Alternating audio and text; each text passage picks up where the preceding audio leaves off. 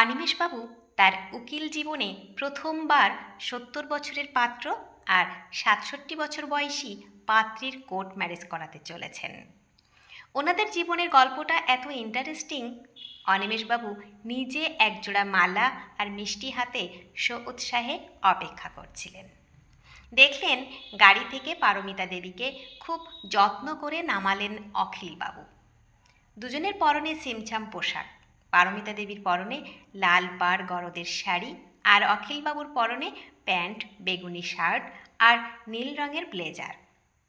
বেরোনোর সময় পারমিতা দেবী বলেছিলেন, এটা আমার খুব পছন্দের শাড়ি, বুঝলে, লাল রং বলে এতদিন পরতে পারিনি। অনিমেষবাবু এগিয়ে আসতেই অখিলবাবু বললেন, কোমরের ব্যথায় পারমিতা বসলে উঠতে পারে না তাড়াতাড়ি। অনিমেষবাবু ব্যস্ত হয়ে বললেন, না না, আস্তে আস্তে নামান, কোনো তাড়া নেই। আচ্ছা, আপনাদের সাথে কেউ আসেননি? আসছে পিছনে বাইকে ক্লাবের ছেলেগুলো, দিনরাত পড়ে থাকে আমার বাড়িতে, ওরাই আসছে আর কি। ঠিক আছে, তাতেই হবে। দুজনে পেপারে সই করলেন, মালা বদল করলেন, একদল তরুণ আনন্দে হাততালি দিল, একে অপরকে মিষ্টি খাওয়ালো। তারপর অখিলবাবুর কাছে আবদার করলেন একটা ছোট্ট অনুষ্ঠানের। অখিলবাবু বললেন, এই বয়সে এসব মানায় না বাবা, তোরা সবাই মিলে আমার বাড়িতে এসে পেট পুড়ে খেয়ে যাস। ছেলের দল অখিলবাবুকে ঘিরে বলল, আমরা একটা ছোট অনুষ্ঠানের আয়োজন করছি, তুমি না করো না।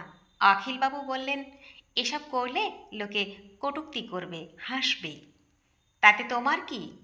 তোমার শরীর খারাপ হলে ওরা কি ডাক্তারের কাছে নিয়ে যায়, নাকি তুমি না খেয়ে থাকলে একবেলা খাবার দিয়ে যায়?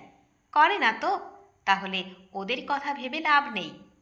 এই আমরা তোমার সঙ্গে সব সময় থাকি, আমরা ঠিক করব সব কিছু। উৎসাহিত ছেলের দল অবশ্য অনিমেষবাবুকে নিমন্ত্রণ করতে ভোলেনি। অনিমেষবাবু হাসি মুখে বললেন, নিশ্চয়ই যাব, তোমাদের কোনো সাহায্য দরকার হলে আমায় কল করো অবশ্যই। অখিলবাবু আর পারমিতা দেবীর আলাপ মাস 6 আগে ডক্টরের ক্লিনিকে। দুজনেই অপেক্ষা করছিলেন টেস্টের জন্য। নাম ডাকতেই পারমিতা দেবী উঠে দাঁড়াতে যেতেই চোখে অন্ধকার দেখেন। তারপর পান একটা শক্ত হাতের স্পর্শ। অখিলবাবু ধরে নেন পারমিতা দেবীকে, তারপর চোখে মুখে জল দেন, খাবার খাওয়ান, এমনকি বাড়িতে পৌঁছে দিয়ে আসেন। সেদিন পারমিতা দেবী বলেছিলেন, আরেকদিন এসে চা খেয়ে যাবেন। অখিলবাবু এসেছিলেন পারমিতা দেবীর বাড়িতে চায়ের নিমন্ত্রণ রক্ষা করতে। যখন জিজ্ঞেস করেছিলেন, আপনি কি একাই থাকেন, পারমিতা দেবী চোখের জল মুছে বলেছিলেন, তাছাড়া আর উপায় কি, স্বামীর মৃত্যুর পর একমাত্র ছেলেকে সম্বল করে বেঁচেছিলাম। 8 দিনের জ্বরে সেও আমাকে ছেড়ে চলে গেল। ছেলেটা আমার কলেজে পড়তো, কত স্বপ্ন ছিল ওকে ঘিরে, জানি না কোন পাপে আমি সর্বহারা। দূর সম্পর্কের কিছু আত্মীয় আছে, তারা আর খোঁজ খবর রাখে না, তাই এই প্রেতপুরীর মতো বড় ফাঁকা বাড়িতে একাই থাকি। অখিলবাবু পারমিতা দেবীর মনের অবস্থা বুঝলেন। তারপর তাকে হালকা করার জন্য বললেন, আপনি তো দারুণ চা বানান, চা খেতে আবার আসতে হবে দেখছি। পারমিতা দেবী বললেন, আপনার বাড়িতে কে কে আছেন? অখিলবাবু বললেন, আছে তো অনেকেই, কিন্তু থেকেও কেউ নেই। স্ত্রীর মৃত্যুর পর অনেক যত্ন করে ছেলেটাকে বড় করলাম, উচ্চশিক্ষার জন্য বিদেশে পাঠালাম, এখন ওখানেই বউ বাচ্চা নিয়ে সংসার পেতেছে। এখন সে ভীষণ ব্যস্ত, আমি ফোন করলে বিরক্ত হয়। মাঝে মাঝে আগে ফোন করতো, বহুদিন হয়ে গেছে আর কল আসে না। আমি বুঝি বুড়ো বাবার জন্য ওদের কাছে সময় নেই। প্রথম প্রথম কষ্ট হতো, তবে সয়ে গেছে।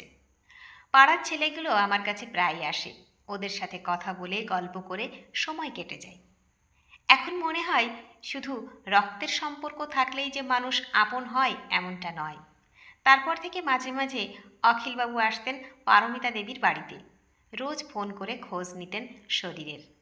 সকালবেলা কোথাও চা খেতে যেতেন, হেঁটে হেঁটে অনেক দূর চলে গেলে আবার গাড়ি করে ফিরে আসতেন। দুজন অসুখী মানুষ একে অপরের সান্নিধ্যে থেকে বেশ ছিলেন, কিন্তু তারপর কথা উঠতে শুরু করলো। অখিলবাবুর পরিচয় নিয়ে আশেপাশের লোকজন বড় চিন্তিত হয়ে পড়লেন। পারমিতা দেবীর অসুবিধার কথা ভেবে অখিলবাবুও ও বাড়িতে যাওয়া বন্ধ করলেন। পাড়া প্রতিবেশী আশ্বস্ত হলো পারমিতা দেবীকে আবার একাকিত্বের জীবনের দিকে ঠেলে দিয়ে, কিন্তু কেউ অসুস্থ পারমিতা দেবীর খোঁজ অবধি নিলেন না একবারের জন্যও। দুদিন পর অখিলবাবু বারবার কল করেও পারমিতা দেবীর সাথে যোগাযোগ করতে না পেরে দুশ্চিন্তায় পড়ে গেলেন। জানতেন কাজের লোক মেয়ের বিয়ের জন্য 1 সপ্তাহ ছুটি নিয়েছে, তাই পারমিতা দেবী সম্পূর্ণ একা রয়েছেন। অবশেষে থাকতে না পেরে হাঁটতে হাঁটতে চললেন পারমিতা দেবীর বাড়ির উদ্দেশ্যে। ও বাড়ি পৌঁছে বারংবার কলিং বেল চেপেও কোনো সাড়া পেলেন না। দেখলেন ভিতর থেকে দরজা বন্ধ। ভয় পেয়ে গেলেন অখিলবাবু। পাড়ার ছেলেদের কল করে জানালেন সব কিছু। ওরা বলল, তুমি দাঁড়াও ওখানে, আমরা আসছি। অল্প সময়ের মধ্যে 5-6টা বাইক সাইকেল এসে দাঁড়ালো পারমিতা দেবীর বাড়ির সামনে। সবাই মিলে চিৎকার করে ডাকতে থাকলো পারমিতা দেবীকে। কোনো সাড়া না পেয়ে ওরা দরজা ভাঙার চেষ্টা শুরু করলো। দরজা খুলতে দেখলো পারমিতা দেবী অচেতন অবস্থায় মেঝেতে পড়ে আছেন। সাথে সাথে ওরা অ্যাম্বুলেন্সের ব্যবস্থা করে হাসপাতালে নিয়ে চলল পারমিতা দেবীকে। প্রায় 1 সপ্তাহ পরে হাসপাতাল থেকে ছাড়া পেলেন পারমিতা দেবী। একদিন অখিলবাবু আর তার সাঙ্গপাঙ্গ মিলে যত্ন করে খেয়াল রেখেছেন পারমিতা দেবীর। অখিলবাবু বললেন, একা একা আপনাকে ও বাড়িতে ছাড়তে পারবো না, আপনি আমার বাড়িতে থাকবেন। পারমিতা দেবীর কথা কেউ শুনল না। একদল ছেলে দায়িত্ব নিয়ে পারমিতা দেবীকে অখিলবাবুর বাড়িতে পৌঁছে দিয়ে গেল। অখিলবাবু ছেলেদের সাথে বসলেন। বললেন, ওনার এ বাড়িতে থাকা নিয়ে তো আবার কথা উঠবে। একটা ছেলে হঠাৎ বলে বসল, তোমরা বিয়ে করে নাও, তাহলে আর কারো কিছু বলার থাকবে না। বাহিরাও সমর্থন করলো তার কথাতে।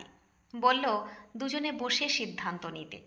অখিলবাবু পারমিতা দেবীকে বললেন সবটা। পারমিতা দেবী বললেন, কিন্তু সমাজ? অখিলবাবু বললেন, কোন সমাজের কথা বলছেন বলুন তো? যে সমাজ আমাদের জীবনে দুঃখ আর হতাশা ছাড়া কিচ্ছু দেয়নি। সমাজ সমাজ করে সব হারিয়ে বসে আছি। আমার আজকালকার জেনারেশনটাকে বেশি ভালো লাগে, কারণ এরা সমাজের আগে ভালো থাকাটাকে গুরুত্ব দেয়। আমাদের পুরনো ঘুণ ধরা জেনারেশন খালি ত্যাগ করতেই শিখিয়ে গেল। আসুন না, আমরা দুজনে ভালো থাকি, জীবনের শেষ কটা দিন একসাথে বাঁচি। দেবেন আমার হাতে হাত, থাকবেন আমার সাথে? পারমিতা দেবীর চোখ থেকে জল গড়িয়ে পড়ল। বললেন, আমি রাজি।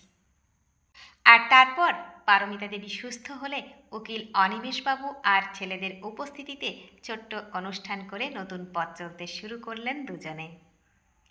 সেদিন অখিলবাবুর বাড়িতে জোরদার ভোজের আয়োজন ছিল সবার জন্য। এখন অখিলবাবু আর পারমিতা দেবী বেশ ভালো আছেন। রোজ সকালে হাতে হাত রেখে হাঁটতে বেরোন। দুজন দুজনের খেয়াল রাখেন। সে ওষুধ হোক বা খাবার। রোজ সকালে ছেলেরা হাঁক দিয়ে যায়, দিদা বাজারে যাচ্ছি, কিছু আনতে লাগবে? বিকালে ক্রিকেট খেলতে খেলতে যখন ক্লান্ত ছেলের দল বসে পড়ে, পারমিতা দেবী বলেন, ওরে বেগুনি ভেজেছি তোদের জন্য, খেয়ে যা। ছুটির দিন গোটা দল হাজির হয় অখিলবাবুর বাড়িতে। আবদার করে বসে, দিদা তোমার হাতের ঝাল ঝাল চিকেনটা হবে? পারমিতা দেবী সম্মতি দিতেই ওরা নিজেরাই ব্যাগ হাতে বাজারে বেরিয়ে পড়ে। তারপর সবাই মিলে আলু পেঁয়াজ ছাড়াতে বসে পড়ে। কেউ টিভি দেখে, কেউ অখিলবাবুর সাথে ক্যারাম খেলে। রান্না শেষে তৃপ্তি করে খেয়ে সবাই বাড়িতে যায়। পারমিতা দেবী ওদের খাওয়াতে পেরে শান্তি পান। তাই ভালো কিছু রান্না করলেই বেশি করে করেন। অখিলবাবু বলেন, আমাদের মধ্যে একজন চলে গেলে যে থাকবে তার দায়িত্ব কিন্তু তোদের। আর মনে আছে তো, আমাদের বাড়ি সম্পত্তি যা আছে আমাদের মৃত্যুর পর সব বেচে তোরা একটা বৃদ্ধাশ্রম বানাবি। ওরা হাসতে হাসতে বলে, ওসব পরে ভাবা যাবে, তোমাদের মরতে দিচ্ছে কে? আমরা মানুষ, জগতের সর্বশ্রেষ্ঠ জীব। আমাদের চাওয়া পূরণ করতে কিন্তু আমরাই পারি। তাই মৃত্যুর আগে অবধি নিজেদের ভালো থাকার দায়িত্ব নিজেদের নিতে হবে।